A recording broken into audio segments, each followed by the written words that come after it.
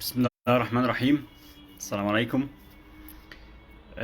في انتظار بس الناس ان شاء الله تنضم لللايف.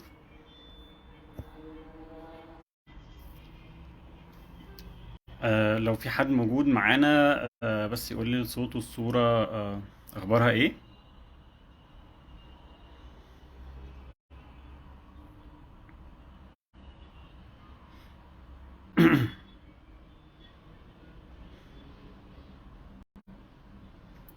ال- آه، الصوت والصورة تمام. طيب. آه، بسم الله الرحمن الرحيم. السلام عليكم. اهلا بيكم بقى معاكم محمد عبد الفتاح. طبعا احنا كان بقالنا كتير قوي ما طلعناش في فيديوهات لايف مع بعض. لكن لان الموضوع طبعا بقى شاغل ناس كتير جدا، وناس كتير جدا بقت مهتمة انها تعرف تفاصيل اكتر عن موضوع الذكاء الاصطناعي او الاي اي. فحبيت بقى ان احنا ان شاء الله يكون لينا اللايف النهارده، يمكن مش النهارده فقط انما كمان هيبقى ده بداية سلسلة سواء بقى فيديوز او لايفز هتبقى جاية الفترة اللي جاية ان شاء الله بإذن الله. طيب. اكدوا لي بس ان الصوت والصورة تمام.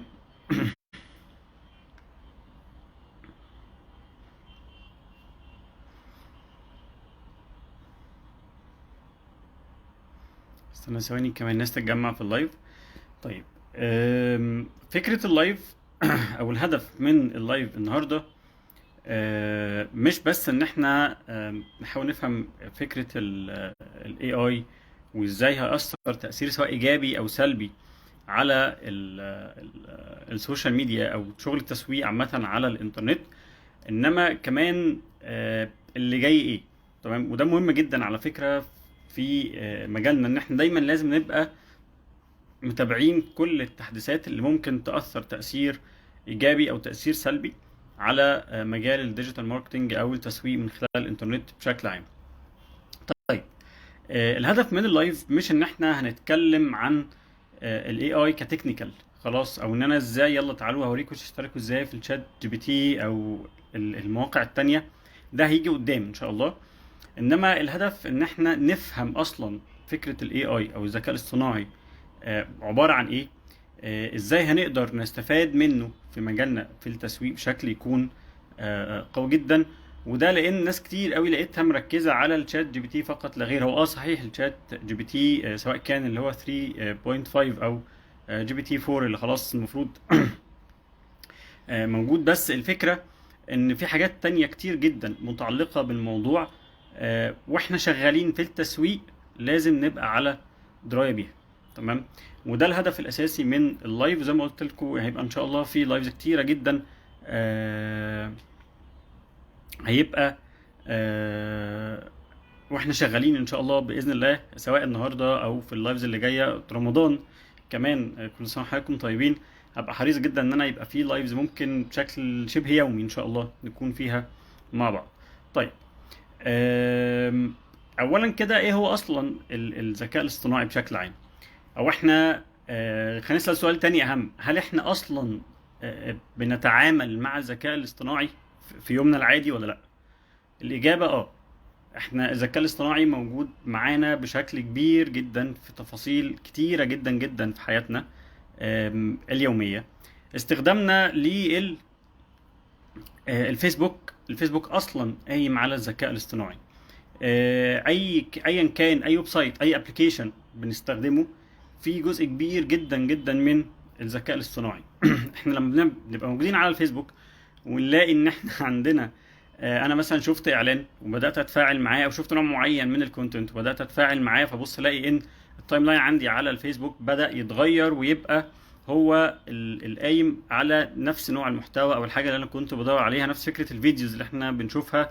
التيك توك، انا لما اجي اتفرج على فيديوهات على التيك توك في مجال الرياضه مثلا، ببص الاقي اوتوماتيك ان اغلب الفيديو اللي بتظهر لي هي ليها علاقه بالرياضه، ممكن كمان بفريق معين، ممكن كمان بلعيب معين. تمام. زي محمد صلاح او ايا كان. ده كله ذكاء اصطناعي. تمام. وعشان كده الذكاء الاصطناعي قايم على حاجه مهمه جدا، ودي مهمه قوي نبقى فاهمينها. حاجه اسمها الماشين ليرنينج. يعني ايه الماشين ليرنينج؟ يعني ان الماشين هي بتعلم نفسها بنفسها. خلاص. والماشين هنا سواء كانت بقى هي روبوت، سواء كان ويب سايت، سواء كان برمجه، سواء كان كود بتعامل معاه، ايا كان الحاجه اللي انا بتعامل معاها من خلال الانترنت وبتعلم نفسها بنفسها، ده كده ذكاء اصطناعي. يعني ايه؟ خليني اقول لكم على مثال كده كان حصل معايا على الشات جي بي تي. حبيت كده ادخل اشوف يعني اساله كده عن الاسلام ودين الاسلام والكلام ده كله. فلقيته كاتب لي يعني الاسلام دين سماوي، النبي بتاعه فيما معنى الكلام يعني محمد بن عبد الله، او محمد بن عبد الله هو رسول الاسلام. فجيت انا رديت عليه قلت له لا، ده انت لما تيجي تقول فيما معنى الكلام يعني النبي محمد، لازم تقول عليه الصلاة والسلام، او تذكر الصلاة على النبي صلى الله عليه وسلم. على طول فورا في لحظتها راح رادد عليا. ده كله تشات الجي بي تي، ممكن تجربوها على فكرة. خلاص. رد عليا قال لي انا بحترم دين الاسلام جدا ومن انطلاقي من احترامي الدين الاسلامي ف بقول ان النبي صلى الله عليه وسلم بدا ايه يذكر بقى في صيغه او صفه صيغه الصلاه على النبي صلى الله عليه وسلم. وانا تعمدت ان انا بيني وبين نفسي يعني في الشات بيني وبينه ان انا اكرر الموضوع بكذا صيغه، اجيب اساله اسئله عن النبي صلى الله عليه وسلم، فيبدا هو يرد عليا بان محمد صلى الله عليه وسلم او نبي الاسلام صلى الله عليه وسلم. فخلاص هو كده ايه اللي حصل؟ هو كده علم نفسه بنفسه من غير ما حد يديله اوردر. يعني انا هنا ماليش سلطه عليه، انا مجرد بس اديته بيان. وهو ده اصلا قمه القوه بتاعه الذكاء الاصطناعي، ان هو بيقدر يتعامل مع كميه رهيبه جدا من الداتا ويقدر يحللها ويطلع لنا النتائج اللي احنا بندور عليها. تمام. فانا هنا كده لازم ابقى فاهم ان ده الكونسبت العام اصلا بتاع الذكاء الاصطناعي بشكل عام. وده اللي هيفرق معانا جدا في التسويق بعد كده على فكره، في جزئيه ايه بقى؟ في جزئيه ان انا كل ما هيبقى عندي حاجه عايز اطور بيها من نفسي هساله عليها، هبدا اديله البيانات بتاعتها. طبعا الجي بي تي 4 كمان احنا هنتكلم عن كميه البيانات اللي هيتعامل معانا بيها من خلالها ان شاء الله. رقم رهيب جدا جدا من الداتا ديت، نقدر ان احنا نطلع منه اي حاجه احنا عايزينها زي ما هنتكلم كمان شويه ان شاء الله. الشات جي بي تي كمان بيتعامل مع الداتا بفكر التطور والتطوير. يعني الارقام اللي احنا بنسمعها او اللي شفنا البيانات الضخمه جدا او الافكار او الناس اللي قدرت تتعامل مع الشات جي بي تي باصداره سواء كان 3 او 3.5، كل دي داتا تمام بتتطور. الرقم بتاع جي بي تي 4 كداتا هيتعامل معاها اضعاف اللي موجوده حاليا في في الشات جي بي تي. الاصدار اللي هيجي بعد كده الله اعلم هيبقى امتى، هتلاقي كميه الداتا بقت اعلى واعلى واعلى. وده حاجه من الحاجات القويه جدا اللي بتميز فكر الذكاء الاصطناعي، انه ملوش حد، ما بيقفش عند بوينت معينه، لا بالعكس. هو انا وصلنا لليميت معين، ده بدايه ليميت تاني هنقدر ان احنا نوصل. تمام. طيب هل بقى الشات جي بي تي هيغني عن جوجل ولا لا، او فكر الذكاء الاصطناعي هيغني عن جوجل ولا لا؟ في حاجات كتير انا شايف ان هو هيغني عن حاجات كتيره جدا جدا اصلا. هو اوريدي برضو جوجل بيشتغل بفكر الذكاء الاصطناعي، انما مش بالشكل التفاعلي اللي بقى موجود دلوقتي. طيب حاجه من الحاجات القويه جدا برضو اللي بتميز فكر الذكاء الاصطناعي عامه، ودي تهمنا جدا في التسويق، خلاص، هي فكره ان هو مش بس بيحلل الداتا عشان يديني الحاجه اللي انا عايزها او الانفورميشن اللي انا محتاجها، انما كمان بيتنبأ. ودي النقطة الأهم والنقطة الأقوى في موضوع الذكاء الاصطناعي، فكرة التنبؤ. يعني هقول لحضراتكم على مثال. المصانع بره في أمريكا وأوروبا شغالة بجزء كبير جدا منها أصلا قايم على ال AI، على الذكاء الاصطناعي. من أكتر الحاجات اللي بيقوم بيها الذكاء الاصطناعي هو إنه بيتنبأ بالأعطال اللي ممكن تحصل في الماشينز ديت، في الماكينات اللي موجودة في المصانع. بالعكس كمان بيقدر إنه يتعامل معاها ويقدر إنه يصلح العطل من قبل ما يبقى ليه أي بوادر موجودة. تمام. تخيلوا ده بقى الفكر، او ده مش الفكر، ده الحاجه اللي موجوده اللي المطلوب احنا كمسوقين، ناس بتشتغل على الديجيتال ماركتنج، ان احنا نقدر نتعامل معاها ونشوف نستفاد منها ازاي. وده للاسف الشديد يعني حصل طبعا هجوم، خصوصا اعتقد من الديزاينرز في فتره من الفترات، على موضوع الشات جي بي تي او الذكاء الاصطناعي، لما بدا بقى يعني يطلع ديزاينز، لانه بقى بيطلع تصميمات عاليه جدا وبقوه جدا وبكواليتي عالي جدا. فكانوا بيهاجموا الموضوع دوت على اساس ان هو بياخد من الداتا او من ديزاينز موجوده على الانترنت وبيقدر يديني الداتا او الحاجه اللي انا عايزها بشكل جديد. وهنا احنا هنقف عند نقطه مهمه جدا، مش بس الديزاينرز انما كل الناس اللي ليها علاقه بمجال الديجيتال ماركتنج. انتوا لازم تستفادوا من الذكاء الاصطناعي، وهنتكلم كمان شويه ان شاء الله عن ان في شعره صغيره ما بين ان انا استفاد من الذكاء الاصطناعي وما بين ان الذكاء الاصطناعي يأثر على تأثير سلبي ويمحي تفكيري، لان دي مشكلة كبيرة جدا هنتكلم عنها قدام. انت ممكن في وقت من الاوقات لو فضلت معتمد على الذكاء الاصطناعي بشكل كبير قوي هتبص لنفسك انت مش عارف تفكر اصلا بعد كده. خلاص انت تشغيل الدماغ، واحنا شغلنا كله اصلا قايم على ايه؟ قايم على ان احنا بنفكر وبنحلل الداتا وان احنا بنقدر نطلع افكار. هو هيساعدنا، يعني نحط بس ما بين كلمة يعني كلمة هيساعدنا دي ما بين قوسين كده وتحتها مليون خط. هنستفاد من حاجات كتيرة جدا في الجي بي تي او في الذكاء الاصطناعي بشكل عام، لان الذكاء الاصطناعي مش جي بي تي، مش الجي بي تي. تمام. الذكاء الاصطناعي حاجات كتيرة جدا جدا زي ما اتكلمت. تمام. طيب الفكرة بقى في الذكاء الاصطناعي او الضجة اللي حاصلة مع الشات جي بي تي. عايز اقول لحضراتكم ان الشات جي بي تي كمية البوستز اللي احنا شفناها والفيديوهات اللي احنا شفناها والناس اللي احتكت بالشات جي بي تي وطلعت نتائج يمكن كانت بتسبب لهم يعني ابهار كبير جدا. ويمكن ان احنا كمان كنا بننبهر بان في حاجه زي كده بتبقى سوري بتدينا الداتا ديت لمجرد ان الشات جي بي تي 3.5 بيتعامل مع حوالي 175 مليار بيان من البيانات. 175 مليار، متخيلين الرقم ده؟ بيخليه يقدر انه يطور من نفسه زي ما قلنا. بيقدر انه كل ما انا اجي اتكلم معاه هو بيخزن عنده معلومات جديده، بيخزن عنده حاجات جديده، بيقدر انه يطلع نتائج احسن واحسن. طيب الشات جي بي تي 3.5 خلاص لغايه دلوقتي بيعمل ايه؟ بقدر ان انا التواصل بيني وبينه من خلال الشات فقط لا غير. ان انا باجي اقول له اديني افكار تسويق مثلا كورس السوشيال ميديا مثلا في رمضان، هو هيروح مديني افكار. خلاص طب اكتب لي مثلا 5 مقالات بتتكلم عن اهمية التسويق مع في رمضان مثلا، وازاي الناس تستغل التسويق في رمضان. هلاقيه هو بيبدأ يديني المقالات ديت. ولما اقول له كمان اديني مقالات بتركز على كلمات معينة، بتركز على افكار معينة، عايز اوصل بيها رسالة تسويقية معينة، هيطلع لي فعلا المقالة بالشكل اللي انا عايزه، مقالة او اكتر كمان. تمام. الناس كانت بتستخدمه كمان في حتة اي سؤال، اي معلومة، اي حاجة انت عايز تتعلمها او تعرفها، دايما بيتقال ايه؟ شوف الشات جي بي تي. ده كده بشكل عام مبدئيا. طيب الشات جي بي تي فاد ناس كتيرة جدا جدا على فكرة. فكر الذكاء الاصطناعي تاني، انا لما بتكلم عن الذكاء الاصطناعي ما اقصدش تحديدا الشات جي بي تي. طب تعالوا نشوف دلوقتي في فكرة الديزاينز مثلا. دلوقتي في ويب سايتس موجودة، والشات او الذكاء الاصطناعي دلوقتي بقى عبارة عن سايتس وتولز كتير جدا موجودة في مجالات كتيرة جدا، داخل في البرمجة، داخل في الديزاينز، داخل في الفيديوز، داخل في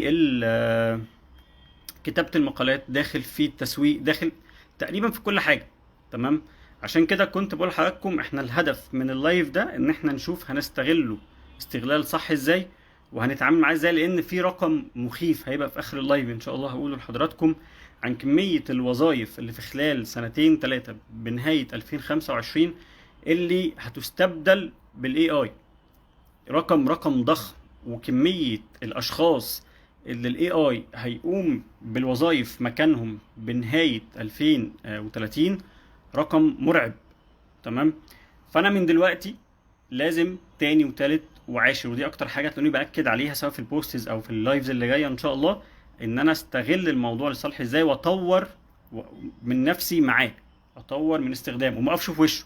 هو للاسف احنا دلوقتي هنتعامل مثال بسيط جدا مع حاجه كانه قطر. خلاص هو قطر وماشي في سكته ومفيش حاجه بتوقفه، يا اما هكون معاه يا اما انا لو وقفت قدامه خلاص انا كده مبقتش موجود. تمام.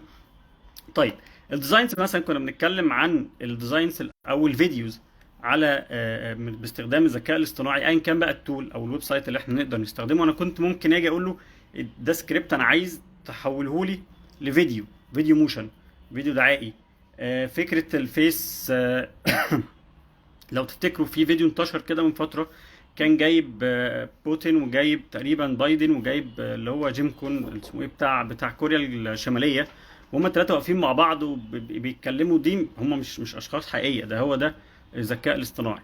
تمام. الديزاينز دلوقتي انا ممكن بمنتهى البساطه ادخل ادي اوردر مجرد سطر، اقول له انا عايز مثلا تصميم عن 3 بنات من اجانب مثلا كسائحين في منطقه الاهرامات بياخدوا سيلفي مع بعض. هيطلع لي التصميم زي ما انا عايزه بالظبط، بشخصيات تبان بنسبه يمكن 100% ان هي شخصيات حقيقيه وهي اصلا مش شخصيات حقيقيه. الموضوع فعلا بقى مرعب. موضوع ان انا اقدر استغل الذكاء الاصطناعي في انه يطلع لي داتا، الموضوع مرعب. يا اما هنستغله صح، يا اما للاسف الموضوع بالنسبه لنا هنبقى في خساره كبيره. وده من الحاجات المهمه قوي لينا احنا بقى كناس موجوده في المجال، ان انا وانا شغال كديزاينر انا لازم اشوف هستفاد منه ازاي. خلاص. وانا فقره الاسئله امتى؟ استاذ احمد ربيع بيقول فقره الاسئله امتى. طيب يعني الناس اللي موجوده في اللايف هستاذنكم بس عشان يعني هو عمال يقول لي الناس عماله تدخل على اللايف، فممكن هخلص شويه كده واقول لكم اللي عنده اي سؤال يقدر يسال. تمام.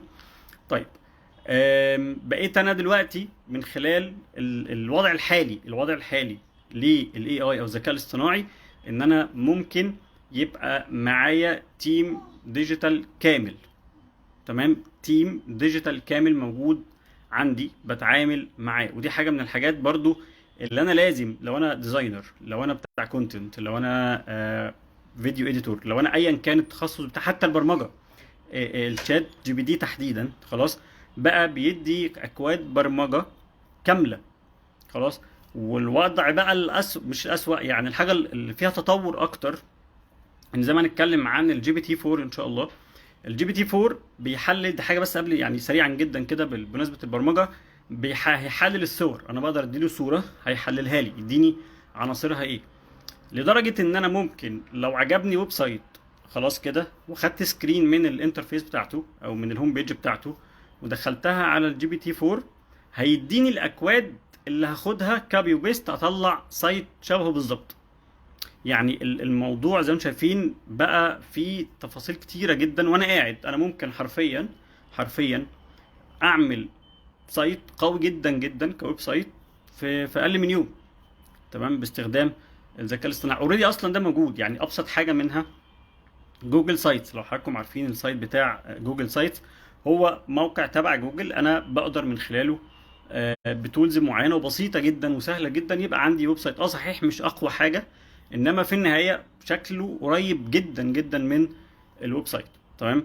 الوضع الحالي للذكاء الاصطناعي بشكل عام في تحليل الداتا بشكل قوي جدا، ولسه هيبقى اقوى واقوى بكتير مع الجي بي تي 4. وخدوا بالكم الجي بي تي 4 هو عايز اقول لكم ايه، مرحله تمام. مرحله مش بس كويب سايت، انما مرحله بتتطور، فبتخلي كل التولز وكل الادوات اللي موجوده عندنا فيما يتعلق باستخدام الاي اي بتتطور معاه. يعني اللي بيستخدم ويب سايت عشان يعملوا ديزاين زي ما قلت لحضراتكم كده، يديله اوردر بس انا عايز ديزاين 1 2 3 فيديله ديزاين زي ما هو عايزه، ده قدام مع بقى تفعيل الجي بي تي 4 ويبقى منتشر اكتر هتلاقي الموقع ده بيتطور جدا جدا جدا. هي حاجه كده تقولوا ايه، شبكه كلها مع بعضها. خلاص. لان هو الفكر واحد، بس كل حد بقى بياخده بيطبقه كتول او ويب سايت، يعني بيطبقه بالشكل اللي يناسب الخدمه بتاعته.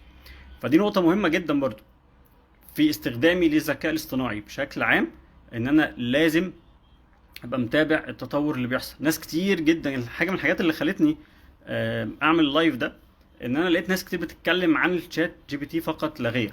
يعني اغلب اللي بيتكلم عن الاي اي وبيتكلم عن الشات جي بي تي فقط لا غير، انما الموضوع لا، ده في تفاصيل كتير جدا. يعني انا يمكن كنت شفت تقرير كده عن حادثه حاصله في امريكا. الحادثه دي بكل بساطه ناس نصابين بيعرفوا يهاكوا على الموبايلات والواتساب. فانا مثلا بعت لواحد صاحبي كذا فويس مثلا بساله على حاجه في شغل او في ايا كان. خلاص. هو بيروح واخد اللي هو الشخص بقى النصاب دوت، بيروح واخد الفويسز بتاعتي دي اللي ممكن تبقى كلها على بعضها اصلا مثلا ما تكملش دقيقتين ثلاثه، ويروح مدخلها في سايت او في اداه بتتعامل بالاي اي، خلاص كده، ويروح باعت لصاحبي دوت فويسز بنفس صوتي طبعا، مش بس الصوت كمان، ده كمان بالتأثيرات، ان انا عندي مشكلة وان انا محتاج فلوس ضروري جدا، وان انا ويبقى فيها تأثيرات بقى اللي هي بالعاطفة بقى، وان انا يعني صوتي، وممكن لو بنت تبقى بتعيط ده حاصل على فكرة، ده حادثة فعليا حصلت. كل ده بايه؟ بالذكاء الاصطناعي. تمام. كل ده انا بقوله عشان نحاول نتخيل مع بعض احنا واصلين لأنهي ليفل بالظبط. الموضوع مش بس تشات جي بي تي، ولا ان انا احنا في مجالنا هديله اوردر عشان يديني ديزاين، يديني فيديو، يديني فويس اوفر بشكل معين، كل ده تمام. انما الموضوع كاوفر اول لا، الموضوع خطير جدا، وموضوع فيه ايجابيات وسلبيات هنتكلم عنها ان شاء الله في اخر اللايف. طيب نيجي بقى للجي بي تي 4. خلاص، الجي بي تي 4 هو الاصدار الاحدث طبعا من الشات جي بي تي 3.5. احنا قلنا ان الشات جي بي تي الحالي بيتعامل مع حوالي 175 مليار من البيانات. تمام. تعالوا بقى نبص كده على الجي بي تي 4 بيتعامل ببيانات قد ايه. بيتعامل حوالي او بيضم حوالي 100 تريليون بيان من البيانات. يعني لكم ان تتخيلوا الفرق الفظيع ما بين الاصدار الحالي والاصدار المفروض ان هو خلاص بقى موجود اهو، متاح قريب جدا. تمام. الموضوع هنا ده هيخلي بقى جي بي تي 4 يدخل معانا في مرحله تانية، مرحله اعلى من اللي موجود عليها دلوقتي الشات جي بي تي 3.5. زي ما قلت لحضراتكم، اولا دقه الداتا اللي هيديها لي هتبقى اعلى بكتير. هو اصلا الشات جي بي تي حاليا لو انا سالت سؤال اقصى عدد من الكلمات بيقدر يديهولي حوالي 3000 كلمه، الجي بي تي 4 هيديني حوالي 25000 كلمه. تمام. ده ايه ده انا ممكن حرفيا ممكن اخليه يديني سيناريو فيلم، يديني سيناريو مسرحيه، يكتب لي كتاب، اقول له انا عايز كتاب بيتكلم عن 1 2 3 4 متقسم لكذا فصل، واسيبه هو يعيش مع نفسه. لدرجه ان في من ضمن التجارب اللي اتعملت على الجي بي تي 4 انه عمل كتاب مصور من 200 صفحه، كتاب مصور من 200 صفحه في اقل من يوم. فلكم ان تتخيلوا ده كمان هيساعد في الانتاجيه ازاي، وهيساعد في اصدار كتب كتيره ازاي، واللي عنده. بس طبعا هنتكلم عن سلبيات الحاجات دي كلها قدام ان شاء الله. هي حاجات بتبقى من بره مبهره، انما للاسف ليها سلبيات كتيره جدا هنتكلم عنها كمان شويه. بيقدر يعالج لي الصور والفيديوهات زي ما قلت لحضراتكم، ده اللي هو الجي بي تي 4. ان انا لو جيت اديت له صوره او اديت له فيديو، فبيقدر انه يقول لي المكون بتاع الصوره ده ايه اللي موجود في الفيديو. وكمان لو انا عايز استخدم العناصر اللي موجوده في الصوره دي عشان اطلع صور تانية ليها علاقه بالصوره ديت، هيساعدني في ده بشكل قوي جدا جدا. احنا عندنا دلوقتي الوضع الحالي زي ما قلت لحضراتكم، كل الاوبشنز اللي موجوده في صناعه المحتوى بشكل قوي جدا كديجيتال ماركتنج. مع جي بي تي 4 الموضوع هيبقى اعلى واعلى بكتير جدا. وكل اللي احنا بنقراه وكل اللي احنا بنشوفه، كل الارقام والتجارب ما هي الا بدائي، ما هي الا حاجات بسيطه جدا. هيبان اكتر بقى الفعاليه بتاعته، وهيبان، مش عايز اقول السقف لانه في الغالب مش هيبقى ليه سقف، وانما نقدر نستفاد منه لاقصى حد ازاي، هيبان مع استخدامنا واحده واحده. طيب بيقدر يساعدني في ايه بقى كمان الجي بي تي 4؟ وده اللي مش موجود قوي في الشات جي بي تي الحالي، هو تحليل البيانات. تمام.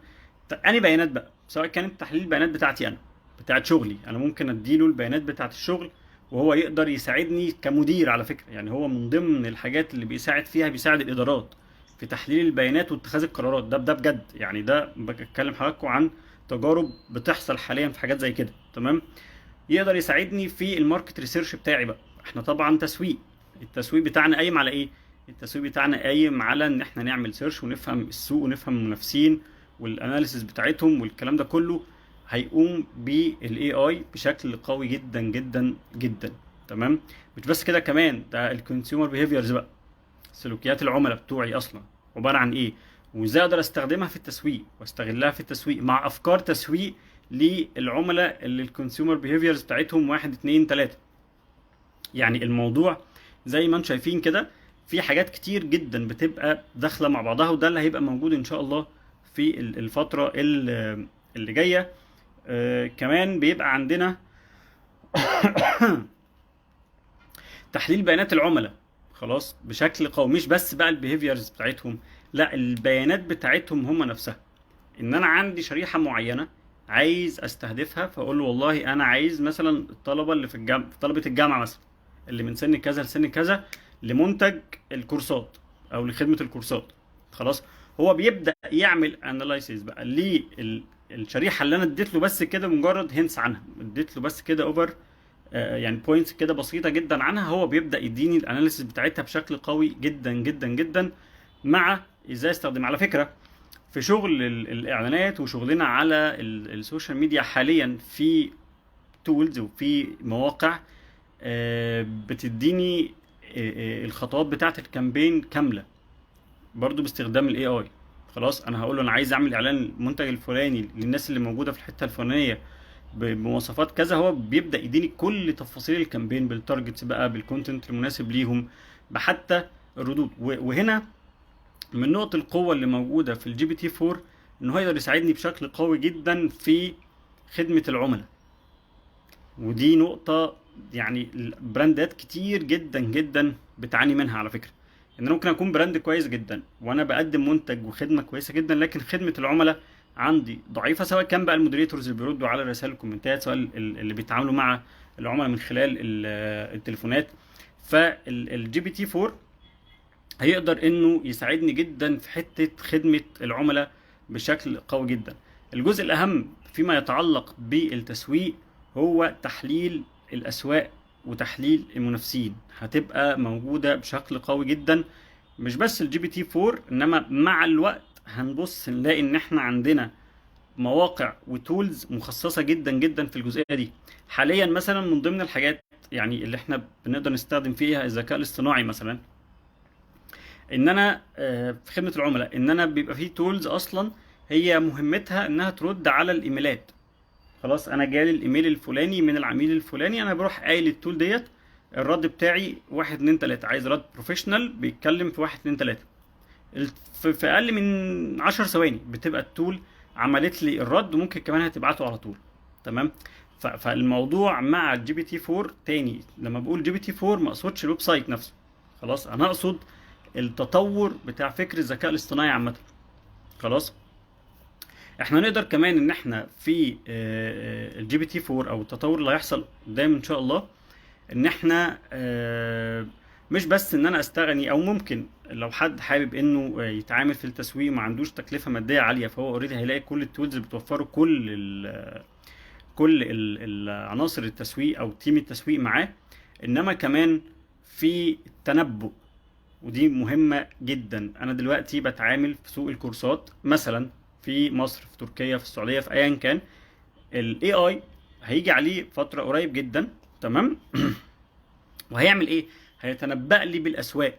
والله سوق السعودية خد بالك موضوع الكورسات بناء طبعا عن بقى الداتا اللي بتبقى موجودة فيه، هيبقى هيحصل فيه تطور بالشكل الفلاني. خد بالك في 1 2 3 انت لازم تبقى عامل حسابك عليهم عشان في شغلك اللي جاي تقدر ان انت تشتغل بشكل كويس. خلاص، وده حرفيا حرفيا يعني هنتكلم كمان شويه هو ده هيضر ولا هيفيد الناس اللي في مجال التسويق، لان زي ما قلت لحضراتكم انا واحد من الناس ممكن بمنتهى البساطه استغنى عن فريق تسويق اصلا. تمام، بس هنشوف هنتعامل ازاي مع الموضوع ده. طيب، من الحاجات اللي بيساعدني فيها خلاص الشات جي بي تي 4 او جي بي تي 4 او الذكاء الاصطناعي عامه، هي فكره التوظيف، او تحديدا جي بي تي 4، فكره التوظيف.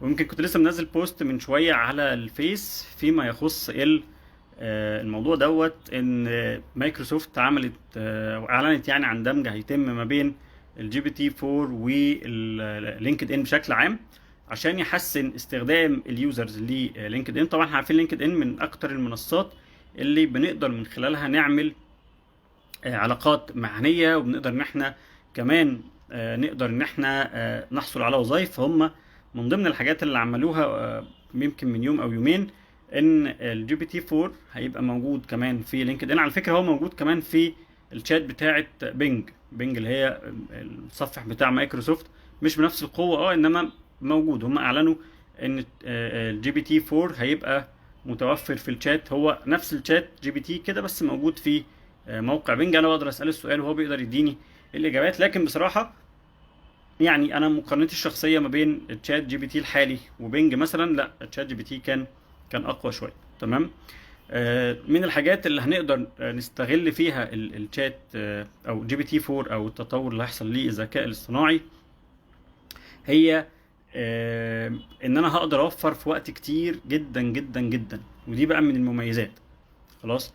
من اهم المميزات اللي هنتكلم عنها توفير الوقت. انتوا متخيلين ديزاين، انا ممكن لما كنت اقعد اتعامل مع ديزاينر ابص الاقي ان الديزاين بتاعي عشان يخلص ممكن ياخد نص يوم، في ديزاينز ممكن تاخد يوم.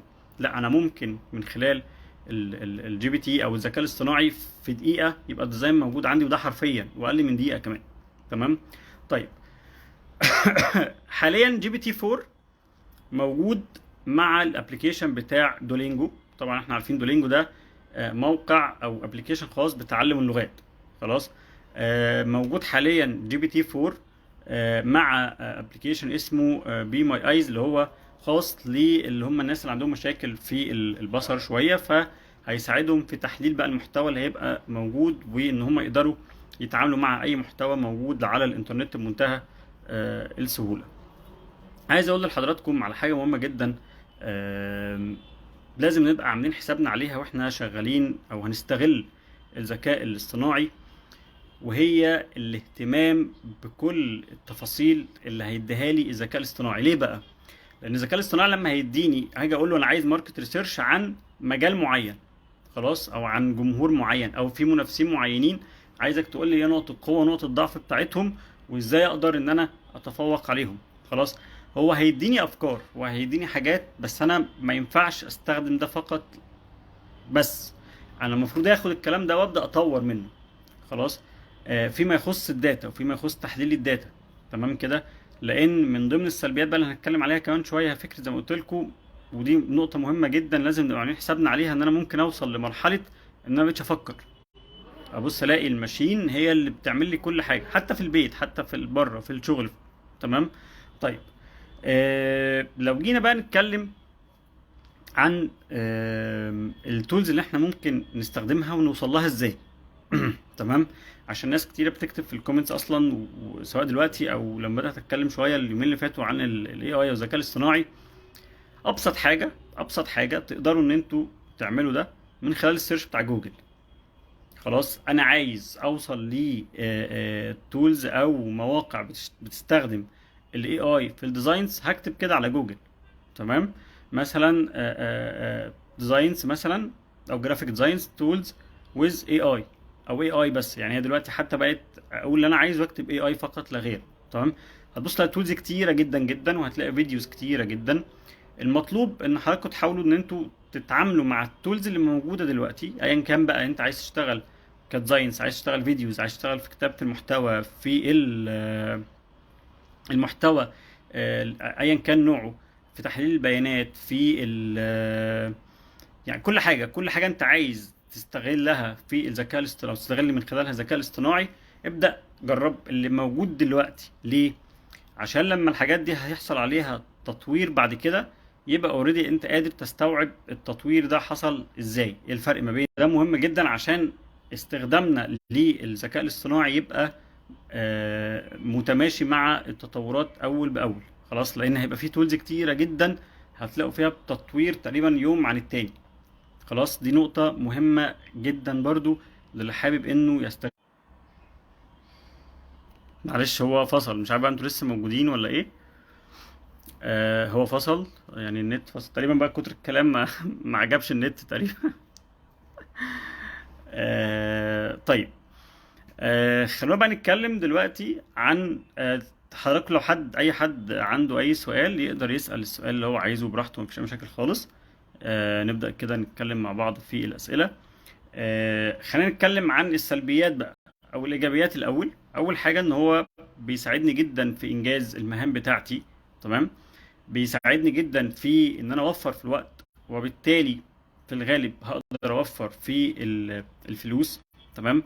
كمية الداتا ودقة الداتا خصوصا مع الجي بي تي 4 هتبقى عالية جدا على فكرة، وهتبقى بدقة اكتر بكتير من اللي موجودة في الشات جي بي تي الحالي. عايز اقول لحضراتكم الشات جي بي تي الحالي لو كنت سألته مثلا ازاي اسرق بنك مثلا، تمام، كان هيقول لي، يعني في البدايات كده كان هيبدأ يقول لي والله ازاي تسرق بنك، ده حرفيا من الحاجات اللي هتبقى موجودة في الجي بي تي 4، هو انه هيقدر يفلتر الاسئلة ويشوف ايه الاسئلة اللي تنفع ان هو يرد عليها اصلا، وايه الحاجات اللي ما ينفعش يرد عليها.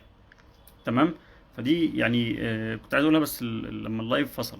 طيب آه نقدر ان احنا نستفاد منه طبعا في تحليل البيانات، واحنا التاني وتالت شغل التسويق بتاعنا قايم بنسبة مليون في المية على الداتا، على البيانات. انا عندي كمية بيانات بقدر اتعامل معاها بشكل او باخر عشان خاطر في النهاية اقدر اوصل لايه، اقدر اوصل لنتائج ببني عليها بقى الاستراتيجية بتاعتي، وببني عليها خطة التسويق بتاعتي، وتحليل العملاء عشان اقدر اشوف هقدم لهم المحتوى بشكل عامل ازاي اللي يناسب كل شريحة مستهدفة وكل الكلام اللي احنا عارفينه.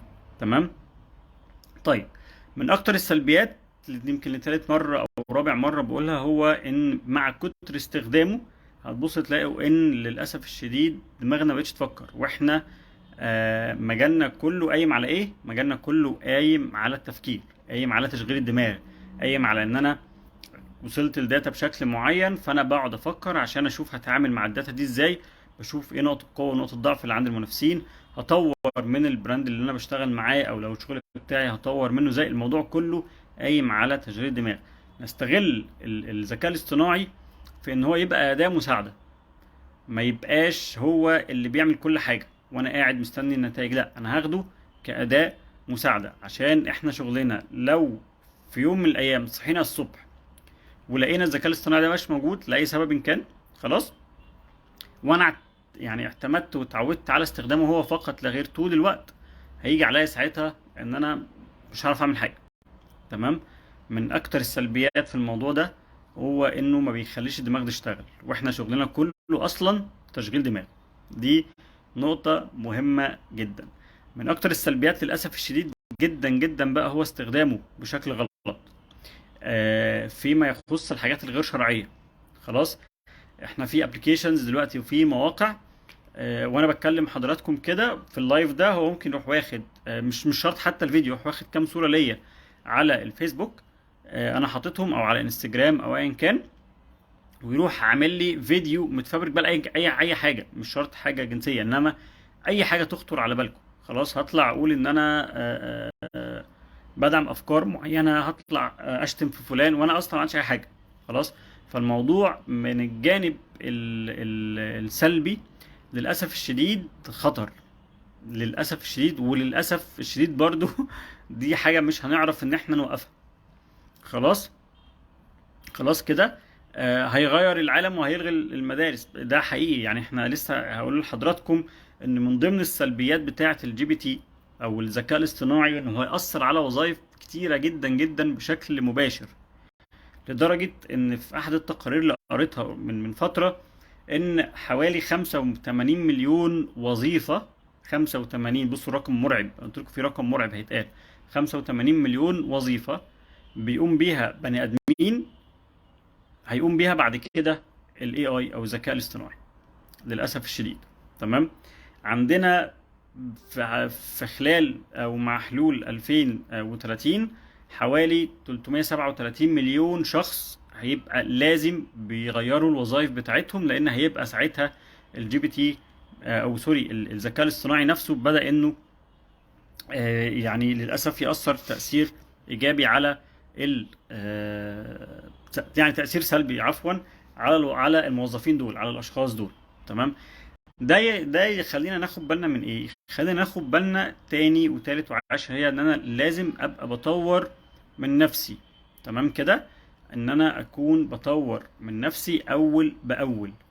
خلاص، ما بقاش دلوقتي ينفع ان انا في الديزاينز اعتمد على الفوتوشوب بس، لا، ما انا ممكن يبقى حد قاعد جنبي بسايت يطلع لي، لو انا هقعد في الديزاين ساعة هو في 5 دقايق يكون مطلع لي 5 6 ديزاينات بافكار مختلفة، بالايدنتيتي بتاعتي، بالرسالة التسويقية اللي انا عايز اوصلها، بكل التفاصيل دي. خلاص يا جماعة، فانا لازم اكون بطور من نفسي بشكل قوي جدا جدا. من الحاجات اللي لازم نبقى عاملين حسابنا عليها واحنا بنشتغل، واحنا بنتابع موضوع الذكاء الاصطناعي، ودي بقى مش عارف ناس هتشوفها ايجابيه وناس هتشوفها سلبيه. آه، هي ان انا لو حبيت اتعامل انا او انا اكريت من لنفسي، خدوا بالكم في مواقع بتساعد في ده من الذكاء الاصطناعي، ان انا ممكن انا نفسي اعمل اداة، انا بنفسي اصمم اداة خلاص تكون بتتعامل بفكر الذكاء الاصطناعي. ده اوريدي بقى موجود، وبيستخدموا الذكاء الاصطناعي عشان اعمل اداة للذكاء الاصطناعي ولغات برمجة وحاجات كده. طبعا يعني ده موضوع تاني خالص، بس ده هيفتح باب للاسف الشديد لاي حد انه تيجي في باله اي فكره لاي تول فيها خير بقى فيها شر، ان هيبقى متاح ان اي حد يقدر يعمل التول دي. فاحنا برضو لازم نبقى عاملين حسابنا في ده، ان انا ممكن وليه لا اجي في وقت من الاوقات استغل التول ديت لشغل خاص بيا انا. خلاص، وده على فكره اللي جاي، يعني اللي جاي ان موضوع الماشين ليرنينج والاي اي مش مقتصر بس مثلا على مايكروسوفت او على اي شركه من الشركات المتخصصه في الموضوع ده، لان ده بيزنس كبير جدا على فكره، وفي ارقام كبيره جدا، في ارقام كبيره جدا كاستثمارات داخله في الموضوع. تمام. فهيبقى متاح ان اي حد حابب، بس ده لسه قدام شويه، يعمل تول خاص. انا عايز اعمل تول تخليني مثلا اعمل فيديوهات موشن جرافيك لمدة دقيقة بتتكلم دايما الاشخاص اللي فيها فلان وفلان وفلان، هي تول انا هقول له الاوردر يروح هو عامل لي الفيديو زي ما انا عايز بالكاركترز اللي انا خلاص حددتها. ده على سبيل المثال يعني. تمام. طيب، انا بس حاولت النهارده ان انا اوصل لحضراتكم احنا داخلين على ايه بمنتهى البساطه كده ومنتهى السلاسه، من غير ما يبقى الموضوع فيه بقى مصطلحات كبيره، ولا ان الموضوع يكون فيه حاجات معقده. الموضوع محتاج فعلا ان انتوا تركزوا فيه جدا جدا، لان بعد سنه بعد سنتين اللي مش هيبقى وصل لمرحله كويسه جدا في انه يفهم الذكاء الاصطناعي ويتعامل معاه بشكل كويس هيخسر كتير. هنا بقى في حاجه مهمه جدا على فكره، وهي ان انا بيبقى عندي ان انا ازاي ادمج بقى ما بين فكر التسويق بتاعي خلاص وما بين استخدام الذكاء الاصطناعي.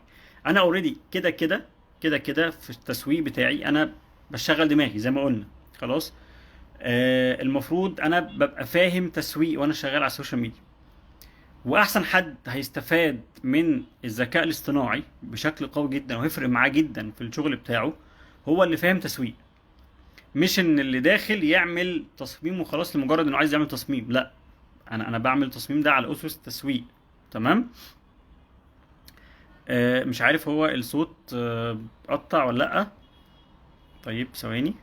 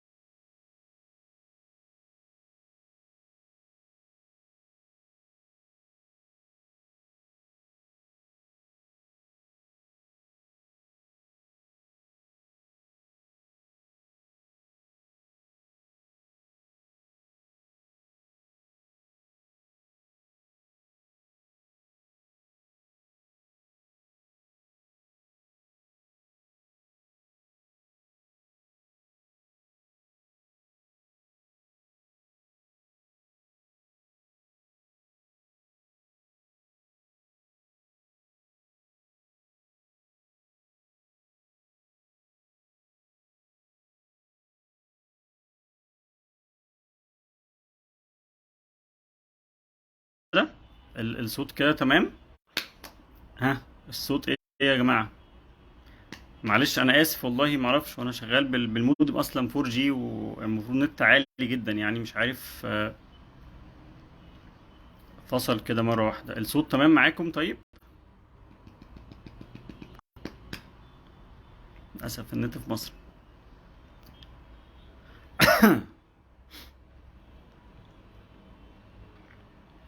الصوت طب رجع تاني كويس؟ مش عارف. طيب خليني كده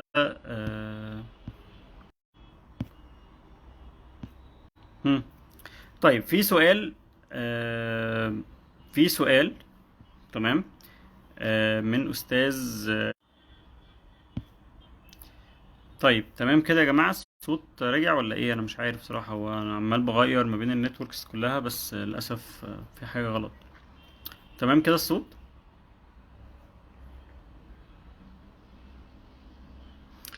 طيب كان في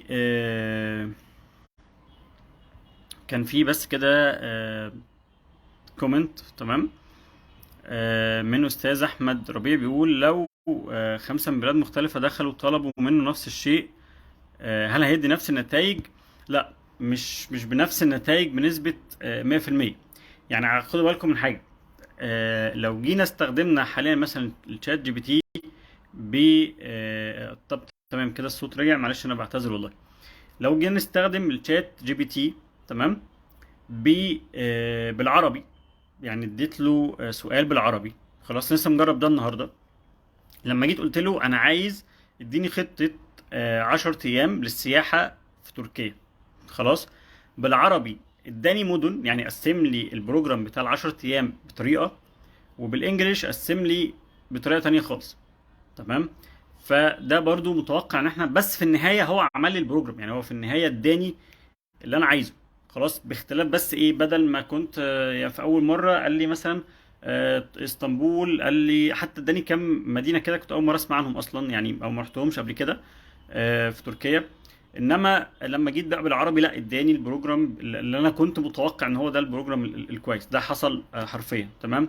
لما جيت سالته مثلا عن اهم المواقع اللي انا لا اقدر احجز منها الطيران رخيص، خلاص، فبالعربي اداني شويه مواقع، وبالانجلش اداني شويه مواقع بنسبه 80% هم نفسهم، انما في اختلافات في الاجابه، تمام.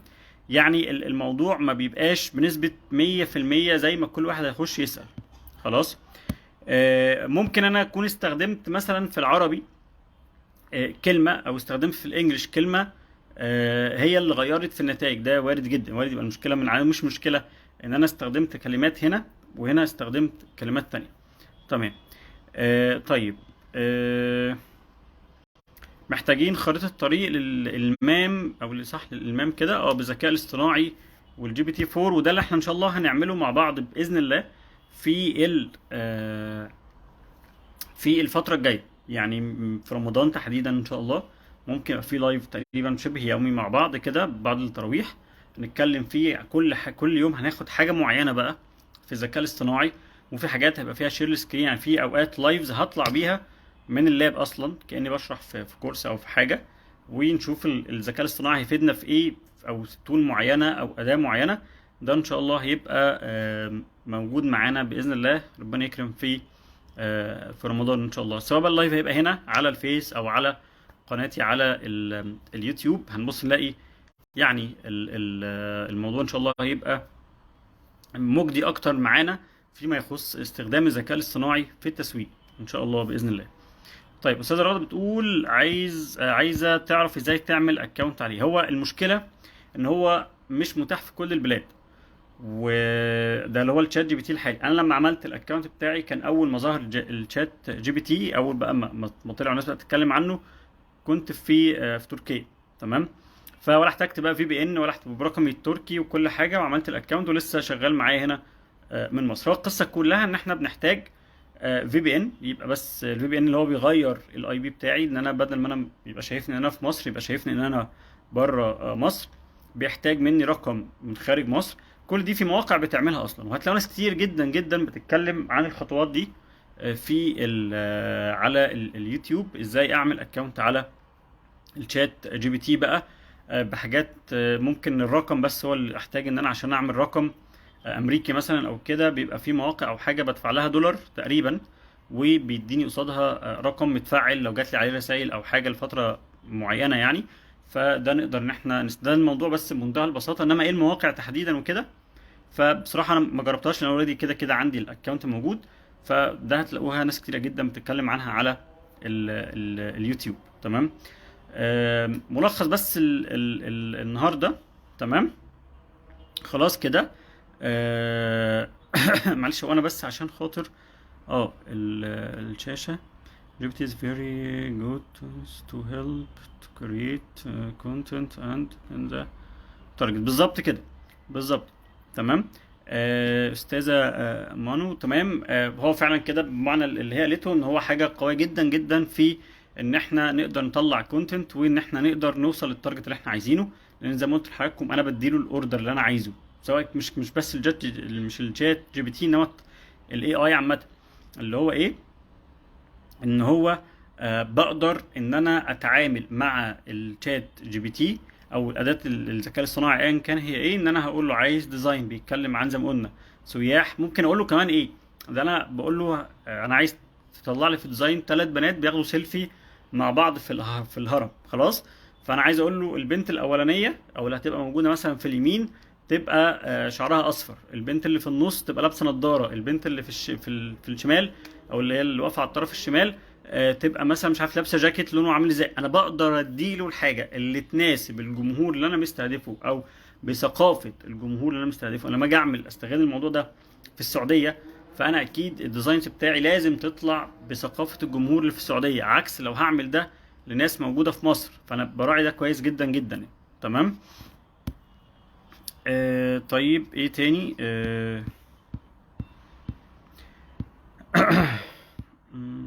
معلش عشان الكومنتس بتيجي فعماله بتطلع.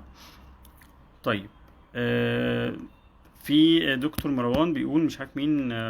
استاذ بتقول مروان كان منزل امبارح انه بقى من غير رقم من بره مصطاب كويس. يعني دي هتبقى لو ده متاح فعلا، دي هتبقى حاجه من الحاجات الكويسه. اللي عايز بقى يشترك في الجي بي تي 4 خلاص، هو لو عنده اكونت على الشات جي بي تي الحالي، في بقى الابجريد هتلاقي فيه من ضمن السايت كده على الشمال في اوبشن اللي هو الابجريد او اللي هو شات جي بي تي بلس. تمام. تقدر ان انت بس بيحتاج تقريبا فيزا من امريكا غالبا يعني. تمام. انا حاولت اعمله بفيزا من تركيا بس للاسف ما قبلش. خلاص. فهو غالبا هيبقى عايز فيزا. برضه هتلاقوا في ناس بتشرح القصه دي ازاي تخش وتفعل وتجيب فيزا من امريكا ازاي، وبتبقى فيه فيز وهميه. يعني الموضوع بيبقى فيه يعني كل حاجه موجوده ليها الحلول بتاعتها. وهنا برضو يعني خلينا نتكلم، احنا كنا دايما بنتكلم عن فكره الجوجل ات، ان انا لو عايز اعرف اي معلومه او اعرف اي حاجه اسيرش بس مجرد على جوجل وعلى اليوتيوب. ففي حاجات كده هي بتبقى محتاجه حد يكون جربها بايده. تمام. طيب ملخص بس اللايف بتاع النهارده، ان احنا لازم نبقى مدركين ان الموضوع بتاع الذكاء الاصطناعي ده هيبقى داخل في حاجات كتيرة جدا وبشكل كبير جدا وبشكل قوي جدا في التسويق. خلاص. يقدر انه يغنيني عن تيم كامل لو انا حابب. وفي نفس الوقت شركات التسويق لازم تبقى بتقدم الكواليتي بتاعتها سوري السيرفيس بتاعتها بالكواليتي يبقى محترم جدا جدا، عشان بقى في منافس قوي ليها جدا ومجاني اللي هو الذكاء الاصطناعي. ده هيبقى مع الوقت، هو ممكن يبقى الناس لغايه دلوقتي مش واخده بالها قوي من النقطه دي. خلاص. انما مع الوقت ومع كتر الفيديوز وكتر الناس اللي بتتكلم عن الذكاء الاصطناعي، شركات التسويق للاسف هتبقى في او اي حد بقى بيقدم سيرفيس في مجالنا، كتابه محتوى، ديزاين، فيديوز، الكلام ده كله يعني هيعانوا شويه الفتره الجايه. بس في نفس الوقت انا اقدر ان انا اقدم الخدمه بتاعتي واستغل الشات او الاي اي في تقديم الخدمه بتاعتي، ممكن لو بتكلفه اقل شويه، بس في مقابل ان انا بقى عندي تولز وبقت عندي ادوات بتوفر عليا في الوقت وفي انجاز المهام بتاعتي. تمام. اللينك انا مش عارف حضرتك تقصد لينك ايه، بس لو حضرتك عايز لينك الشات جي بي تي هو برضو على جوجل، اعمل سيرش على جوجل. ممكن ابقى احطه هنا كده على السايت او سوري في كومنت. خدوا بالكم مره تانية ان احنا عندنا كميه الوظائف اللي هتستبدل حوالي 85 مليون وظيفه هيتم استبدالها في في خلال سنتين بالاي اي. يبقى بدل ما كان بيعملها بني ادمين هيعملها الذكاء الاصطناعي. ان احنا في دي ارقام متوقعه، تمام، ان احنا في 2030 يعني ربنا يدينا ويديكم طولة العمر ان شاء الله، هيبقى حوالي 337 مليون موظف او 373 مليون شخص هيتأثروا تأثير مباشر بالاي اي، انه هيبقى بيأدي الوظائف بتاعتهم. خلاص الارقام دي تفكروا فيها، ارقام مرعبة جدا جدا جدا. طيب انا ممكن استغل كمان سريعا جدا، يعني عايز اقول لكم في خدمات كتيرة جدا على موقع خمسات وموقع زي فايفر وموقع زي مستقل.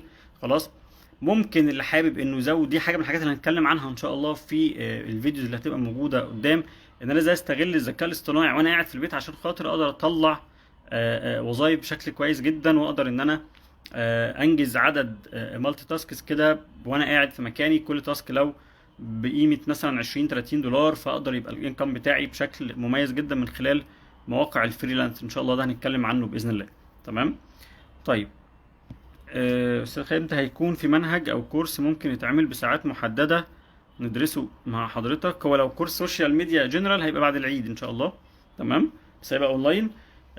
وهيبقى في جزء كبير قوي من الاي اي اوريدي، هو في كورس شغال حاليا، فانا ببدا واحده واحده كده. في النهايه هبدا اتكلم معاهم بمواقع معينه وحاجات هنجربها مع بعض ان شاء الله، واحنا شغالين مع بعض زي ما قلت لحضراتكم في لايفز كتير هتبقى موجوده في رمضان، او يعني من بدايه الاسبوع القادم باذن الله هنبدا نتكلم في حاجات كتير اكتر بقى مخصصه. يعني احنا الفيديو بتاع النهارده، اللايف بتاع النهارده هو جنرال، حاجه عامه جدا عن الاي اي، انما اللي جاي بعد كده هيبقى حاجات سبيسيفيك جدا جدا خاصه بالاي اي او الذكاء الاصطناعي، مش بس الشات جي بي تي او جي بي تي 4، عشان بس تبقى الدنيا ايه واضحه معاكم. تمام.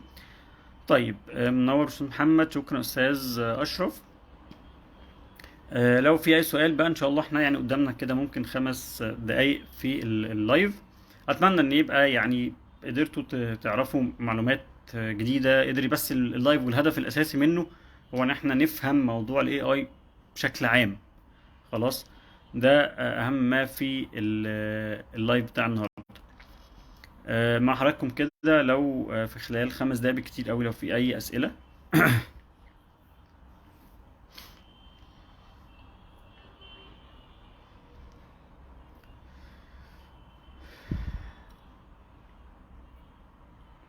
ويا ريت بقى تفكروا من دلوقتي كده ايه الحاجات اللي انتوا هتبقوا محتاجين ان انتوا تتعلموها، الحاجات اللي انتوا محتاجين ان انتوا تستخدموها من خلال الاي اي في شغل التسويق بتاعكم. حتى لو انا ديزاينر، يعني حتى لو انا ديزاينر فانا عايز اشوف ايه الحاجات اللي اقدر استخدمها تساعدني في عمل ديزاينز لو انا بكتب كونتنت.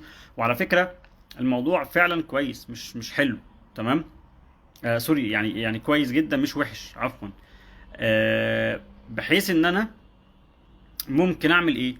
انا كديزاينر خلاص جالي عميل عايز يعمل ديزاين عشان رمضان مثلا، خلاص كده، فانا ممكن يبقى ليا تصور في الديزاين، احط تصور او التاني، واجي في موقع من المواقع اللي بقدر اعمل من خلالها ديزاينز من خلال الذكاء الاصطناعي، واقول له والله انا عايز ديزاين عن رمضان، واشوف هو الموقع ده او الاداة دي هتديني ايه. تمام. ليه بقى؟ لان ده في النهاية هيعمل معايا ايه؟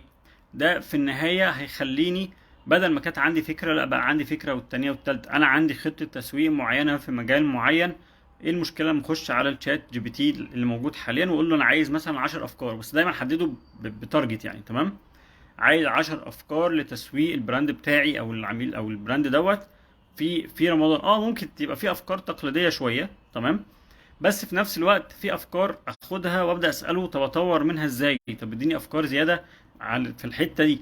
هتبص تلاقوا الموضوع في النهايه المحصله شغاله بشكل كويس جدا. انا ممكن اجي لو انا عايز 10 افكار اقول له اديني 20 فكره.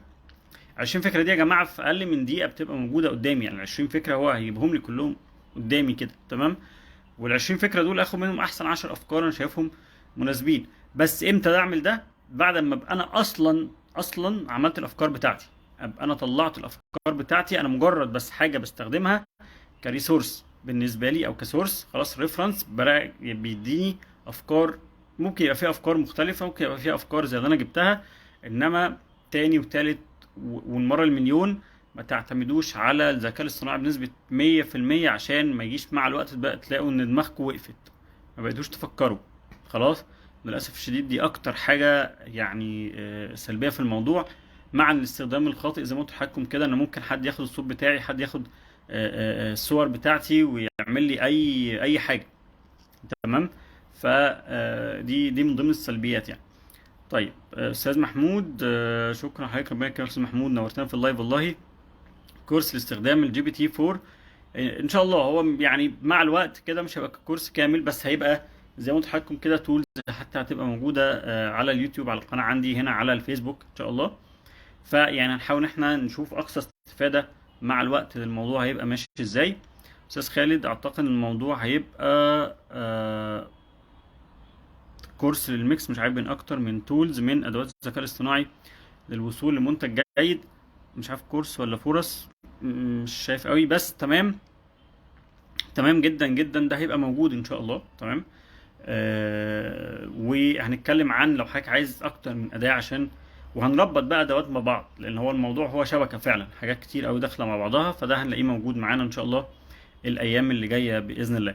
على فكره عايز اقول لحضراتكم على حاجه برضه، عشان انا افتكرتها، لان زميلي محمود حيدر هو صيدلي، فالذكاء الاصطناعي كمان من الحاجات اللي يمكن بيعملها حاليا وهيعملها بشكل اقوى بكتير، هي فكره بقى الهيلث عامه، الصحه. تمام. الواحد اللي ممكن من خلال الذكاء الاصطناعي يعمل له تشخيص ويكتب له ويعرفه الدواء والبروجرام بتاع العلاج وانا قاعد في البيت، مجرد بس انا بقول له الاعراض بتاعته 1 2 3، والله انت تقدر تعمل 1 2 3، دي التحاليل بتاعتي فيها 1 2 3. يعني زي ما بقول لحضراتكم، في اي حاجه وكل حاجه تتخيلوها ممكن يبقى في بني ادم بيعملها، خلاص مع الوقت، مع الوقت هيبقى الاي اي للاسف بنسبه كبيره، يمكن مش هنقول كل حاجه، لكن النسبه الاعظم من الوظائف اللي موجوده هيقوم بيها الذكاء الاصطناعي. نحتاج مصادر للتعلم، هو يعني المصادر، في انا يعني بتابع شويه ويب سايتس وقنوات بس اجنبيه. تمام. ان شاء الله ممكن برضه ابقى اقول لكم عليها. اللايف كده كده متسجل وموجود على الاكونت يعني. تمام.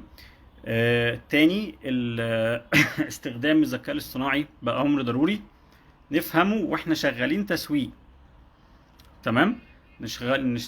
يعني نستغل الذكاء الاصطناعي ده واحنا بفكر التسويق بتاعنا، عشان نقدر نوصل لاحسن استفادة. هستغل التول كتول وخلاص؟ للاسف الشديد لو في حد فاهم تسويق وبيستغل نفس التول هيطلع نتائج اقوى مني. تمام. طيب استاذة منار، حضرتك انا صح كده منار؟ معلش لان الموبايل بعيد شوية. حضرتك انا اخصائي تغذية، اقدر استفيد منه ازاي؟ انا بصراحة مش عارف يعني تفاصيل الشغل بتاع حضرتك ايه، خلاص، بس ممكن بعد اللايف طيب تبعتي لي التفاصيل نفسها بتاع الشغل ايه، ونحاول كده، لان انا بصراحة ما اعرفش. تمام. فانا مش عارف في حضرتك وانا مش عارف اللي بيحصل بالظبط. انا اصلا يعني محتاج موضوع التغذية عامة، بس يعني ما اتعاملتش مع دكتور او حاجة، فللاسف ما اعرفش بصراحة الدنيا ماشية ازاي. تمام. طيب خلونا بقى كده ان شاء الله، يعني هضطر اسفا ان انا يعني اختم اللايف. انا حقيقي يعني سعيد جدا بوجودي مع حضراتكم، اتمنى يبقى في اضافه من خلال اللايف كانت لحضراتكم النهارده ان شاء الله. الفتره الجايه انا هبقى مركز جدا جدا في الربط ما بين التسويق والذكاء الاصطناعي، سواء كان بفيديوز ببوستز عاديه بحاجات كتير قوي تبقى موجوده الفتره الجايه. يعني اللي استفاد من اللايف ده ممكن لو حابب انه يعمله شير او منشن لاي حد شايف انه يقدر يستفاد منه. شكرا جدا جدا لحضراتكم. انا هضطر ان انا يعني ننهي اللايف. لو في اسئله انا مع حضراتكم سواء بالكومنتات على الفيديو او في الشات. تمام. شكرا جدا جدا ليكم، ويعني كل سنه وانتم طيبين بقى بمناسبه شهر رمضان الكريم. ان شاء الله كده ربنا يجعله شهر خير وبركه علينا وعلى المسلمين اجمعين وعليكم. شكرا جدا، نلتقي على خير ان شاء الله باذن الله في فيديوهات تانية تبقى قريب جدا جدا، هنبدأ نتكلم فيها عن الذكاء الاصطناعي بشكل اكبر من كده بكتير.